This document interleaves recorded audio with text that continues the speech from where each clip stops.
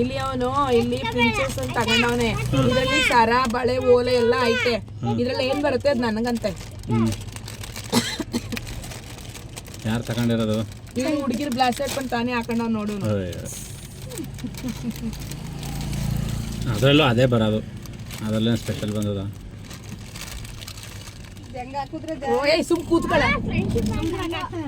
ಏನ್ ಸಿಕ್ತು? ಏನ್ ಬಂದ್ರು ನನಗೆ ಅಂತ ಹೇಳಿದ್ಮೇಲೆ ಫ್ರೆಂಡ್ಶಿಪ್ ಫ್ರೆಂಡ್ ನಂದು ಅನ್ನೋದೇನು? ಸುಮ್ನಿರು ಅವಂದು ಕಣ. ಸೂಪರ್.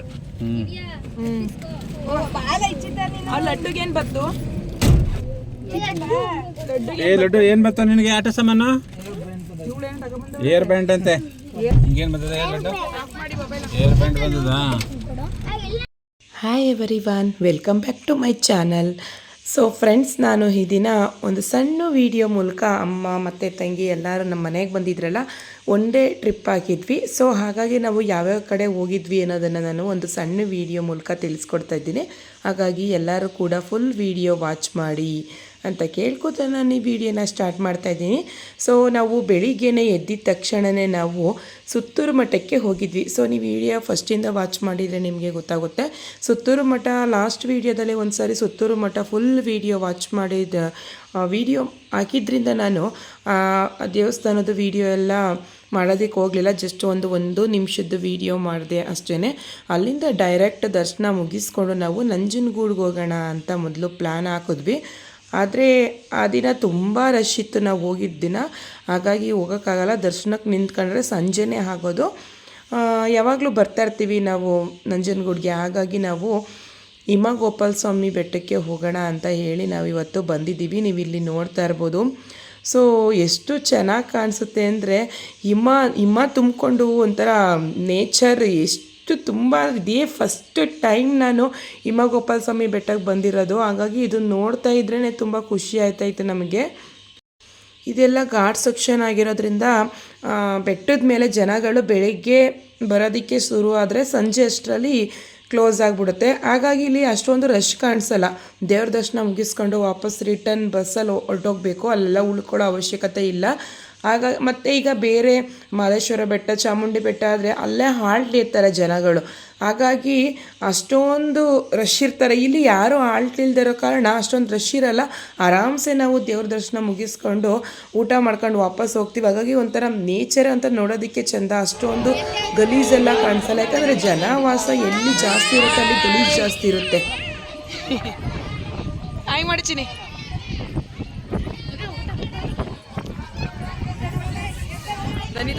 ಇಲ್ಲಿ ಬೆಳಿಗ್ಗೆ ಜನಗಳು ದೇವ್ರ ದರ್ಶನ ಮಾಡೋದಕ್ಕೆ ಶುರುವಾದರೆ ಸಂಜೆ ಕ್ಲೋಸ್ ಆಗಿಬಿಡುತ್ತೆ. ಇನ್ನು ಇಲ್ಲಿ ರಾತ್ರಿ ಆಲ್ಟಿರೋ ವ್ಯವಸ್ಥೆ ಏನೂ ಕೂಡ ಇಲ್ಲದಿರೋ ಕಾರಣ ಇಲ್ಲಿ ಗಲೀಜೇನೂ ಇಲ್ಲ. ತುಂಬ ವಿಶಾಲಾಗಿ ತುಂಬ ಚೆನ್ನಾಗಿದೆ. ಎಲ್ಲಿ ನೋಡಿದ್ರಲ್ಲಿ ನೇಚರು, ಗಾರ್ಡ್ ಸೆಕ್ಷನ್ನು. ಸೊ ತುಂಬಾ ಚೆನ್ನಾಗಿದೆ. ಇದು ಬಂಡೀಪುರ ಗಾರ್ಡ್ ಸೆಕ್ಷನ್ಗೆ ಸೇರಿರೋದ್ರಿಂದ ಎಲ್ಲಿ ನೋಡೋದ್ರಲ್ಲಿ ನೇಚರು. ಸೊ ನೋಡೋದಕ್ಕೆ ಎರಡು ಕಣ್ಣು ಸಾಲದು ಅಂತಲೇ ಹೇಳ್ಬೋದು. ಇಲ್ಲೇ ಇರಬೇಕು ಅಂತ ಅನಿಸುತ್ತೆ ಅದನ್ನು ನೋಡಿಕೊಂಡು. ಆದರೆ ಇಲ್ಲಿ ಇರೋದಕ್ಕೆ ಅವಕಾಶ ಇಲ್ಲ. ಸೊ ನಾವು ಟೆಂಪಲ್ ಒಳಗಡೆ ಹೋಗೋದಕ್ಕಿಂತ ಮುಂಚಿತವಾಗಿ ಇಲ್ಲಿ ಒಂದಷ್ಟು ಜನ ಫಾರಿನರ್ಸ್ ಬಂದಿದ್ದರು. ಅಂದರೆ ನೇಪಾಳದವರು ಬಂದಿದ್ದರು. ಒಂದು ಕೃಷ್ಣನ ವಿಗ್ರಹವನ್ನು ತೊಗೊಂಡು ಬಂದಿದ್ದರು. ಸೊ ನೀವು ಇಲ್ಲಿ ನೋಡ್ತಾ ಇರ್ಬೋದು ಎಷ್ಟು ಜನ ಇದ್ದಾರೆ ಅಂತ ಒಂದು ಸಣ್ಣ ವಿಡಿಯೋ ಮೂಲಕ ತೋರಿಸ್ತಾ ಇದ್ದೀನಿ.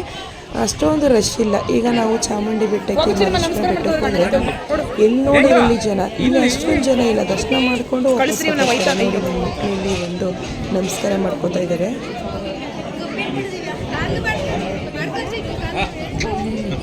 ನೋಡಲ್ಲಿ ಬನ್ನಿ ಬನ್ನಿ ಗಣೇಶನ್ ಮಾಡ್ತಾರೆ.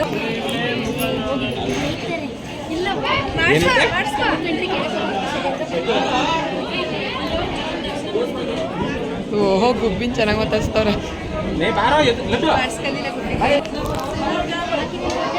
ನೀವು ನೋಡಿದ್ರಲ್ಲ, ನಮ್ಮ ಮಕ್ಕಳೆಲ್ಲ ಅಲ್ಲಿ ಅವರು ಇಡ್ತಿದಾರಲ್ಲ ವಿಗ್ರಹ, ಅದನ್ನು ಹೋಗಿ ಹುಟ್ಟಿ ನಮಸ್ಕಾರ ಮಾಡ್ಕೊಬರ್ತೀವಿ ಅಂತ ಹೇಳಿದ್ರು. ಸೊ ಓಕೆ ಅಂತ ಹೇಳಿ ಕಳಿಸಿದ್ವಿ.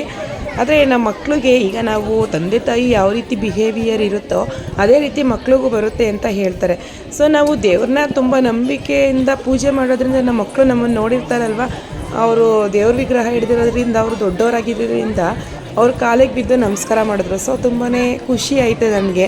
ಮಕ್ಕಳಿಗೆ ಆ ರೀತಿ ಬಿಹೇವಿಯರ್ ಇರಬೇಕು ಅಂತ ನಾನು ಯಾವಾಗಲೂ ಎಕ್ಸ್ಪೆಕ್ಟೇಷನ್ ಮಾಡ್ತೀನಿ. ಅದೇ ರೀತಿ ಒಂದು ಖುಷಿ ಆಗುತ್ತೆ. ಒಳಗಡೆ ವಿಡಿಯೋ ಮಾಡೋದಕ್ಕಾಗಲಿ ಫೋಟೋ ತೆಗೆಯೋದಕ್ಕೆ ಆಗಿ ಅವಕಾಶ ಇಲ್ಲ. ಹಾಗಾಗಿ ನಾನು ಒಳಗಡೆ ಯಾವುದೇ ರೀತಿ ವಿಡಿಯೋ ಆಗಲಿ ಫೋಟೋ ಆಗಲಿ ತೆಗೆದಿಲ್ಲ. ಸೊ ಅಲ್ಲಿಂದ ಮುಗಿಸ್ಕೊಂಡು ಇಲ್ಲಿ ಊಟದ ವ್ಯವಸ್ಥೆನೂ ಕೂಡ ಇದೆ. ಇಲ್ಲಿ ಚೇರ್ ಸಿಸ್ಟಮ್ ತಗೊಂಡು ಹಾಕಿಸ್ಕೊಂಡು ಒಂದು ಕಡೆ ಕುತ್ಕೊಂಡು ಊಟ ಮಾಡಬೇಕು. ಇದು ಒಂಥರ ಚೆನ್ನಾಗಿದೆ. ನೀವು ಇಲ್ಲಿ ನೋಡ್ತಾ ಇರ್ಬೋದು ಬಿಸಿಬೇಳೆ ಬಾತ್ ಮತ್ತು ಸಿಹಿ ಪೊಂಗಲ್ ಅದು ವ್ಯವಸ್ಥೆ ಇದೆ. ಸೊ ತುಂಬಾ ಚೆನ್ನಾಗಿತ್ತು. ಹೊಟ್ಟೆ ಹಸ್ತಿತ್ತು. ಹೊಟ್ಟೆ ತುಂಬ ಊಟ ಮಾಡ್ಕೊಂಡು ಇಲ್ಲಿ ಒಂದಷ್ಟೊತ್ತು ಕಾಲ ನೋಡ್ತಾ ಇರ್ಬೋದು. ಏನು ಖುಷಿ ಆಯ್ತಪ್ಪ ಅಂದ್ರೆ ಈ ಗಾರ್ಡ್ ಸೆಕ್ಷನ್ ಅಲ್ಲಿ ಒಂದು ಆನೆ ಕಾಣಿಸ್ತು. ಅದೇ ಒಂದು ದೊಡ್ಡ ಖುಷಿ. ಹಂಗೆ ಅಬ್ಸರ್ವ್ ಮಾಡಿ ಕಾಣಿಸುತ್ತೆ. ಸಣ್ಣಕ್ಕೆ ಎಮ್ಮೆ ತರ ಕಾಣಿಸುತ್ತೆ ನೋಡಿ. ಅಲ್ಲಿ ಆನೆ ಈಗ ನೋಡಿಲ್ಲ ಹತ್ರದಲ್ಲಿ ಆನೆ ನೋಡಲಿ ಒಯ್ತಾ ನೋಡಲಿ ಈತಾ ಇಲ್ಲಿ ಕಾಣಿಸ್ತಾ ಇಲ್ಲಿ.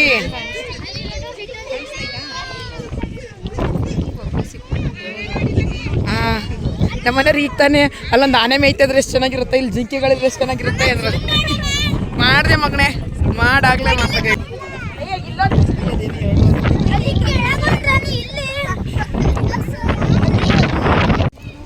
ನಾನು ಈ ಥರ ನೇಚರೆಲ್ಲನೂ ಬರೀ ಫಿಲಿಮ್ಗಳಲ್ಲಿ ಮಾತ್ರ ನೋಡಿರೋದು. ಯಾಕಂದರೆ ನಾವು ಒಂದು ಸರಿನೂ ಕೂಡ ಹಿಮವದ್ ಗೋಪಾಲ ಸ್ವಾಮಿ ಬೆಟ್ಟಕ್ಕೆ ಬಂದಿಲ್ಲ. ಈ ಥರ ನೇಚರ್ ನೋಡೋದಕ್ಕಿದೆ ಫಸ್ಟ್ ಟೈಮ್.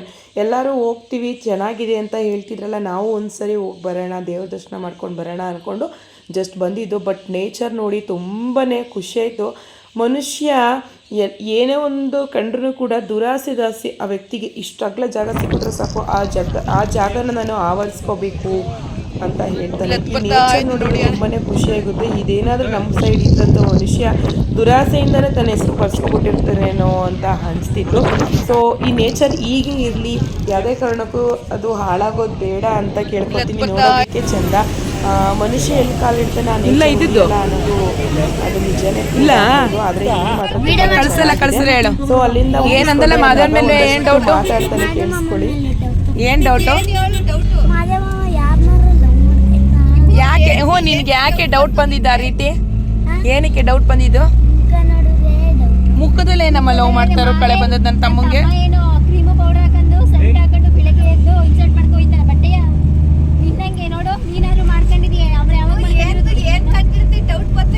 ಎಲ್ಲಿ ನೋಡ್ದೆ ಮಾಮ ಫೋನಲ್ಲಿ ಮಾತಾಡ್ತಿದ್ನಾ? ಮತ್ತೆ ವಾ ಅಮ್ಮ ಇದ್ದು ಕ್ಲೀನಾಗಿ ನಿನ್ ಮಗ ರೆಡಿಯಾಗಿ ಹೋಯ್ತಾನಂತೆ. ಅದಕ್ಕೆ ಮಾಮ ಅಮ್ಮ ರೆಡಿ ಲವ್ ಮಾಡ್ತಿದ್ದಾನಂತೆ.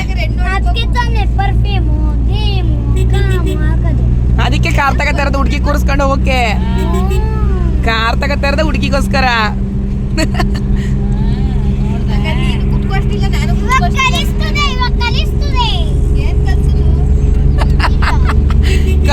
ಕಲಿಸ್ತದೆ ಅರೇಂಜ್ ಮ್ಯಾರೇಜ್ ಚಿಕ್ಕಿದ್ ನೋಡು. ಲವ್ ಮ್ಯಾರೇಜ್ ಇದು.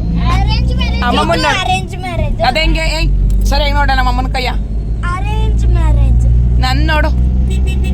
ಎಡಗೈಯ ಲವ್ ಮ್ಯಾರೇಜ್. ಅದೇಂಗ್ ಲವ್ ಮ್ಯಾರೇಜ್ ಅದು ನನ್ನ ಅರೇಂಜ್ ಮ್ಯಾರೇಜ್ ಸುಳ್ಳ. ಈ ಕೈಯಮ್ಮ ಫಸ್ಟ್ ನೇದು ಲೈನ್ ಮುಟ್ರೆ ಅಮ್ಮ ಲವ್ ಮ್ಯಾರೇಜ್ ಆಗ್ತದೆ. ನಿಂದು ಪಡಿ ನಿಂದು ಲವ್ ಮ್ಯಾರೇಜ್ ಆಗೋದು. ಈ ಸವಿತಾ ಮುಂದೆ ನೋಡು. ನಂದು ಲವ್ ಮ್ಯಾರೇಜ್. ಸರಿ ಬರೀ ಮ್ಯಾರೇಜ್ ಬಗ್ಗೆ ಹೇಳ್ತಿ. ಇನ್ನೇನಾದ್ರು ಹೇಳು. ಎಕ್ಸ್ಟ್ರಾ ಹೇಳ ಇನ್ನೇನಾದ್ರು.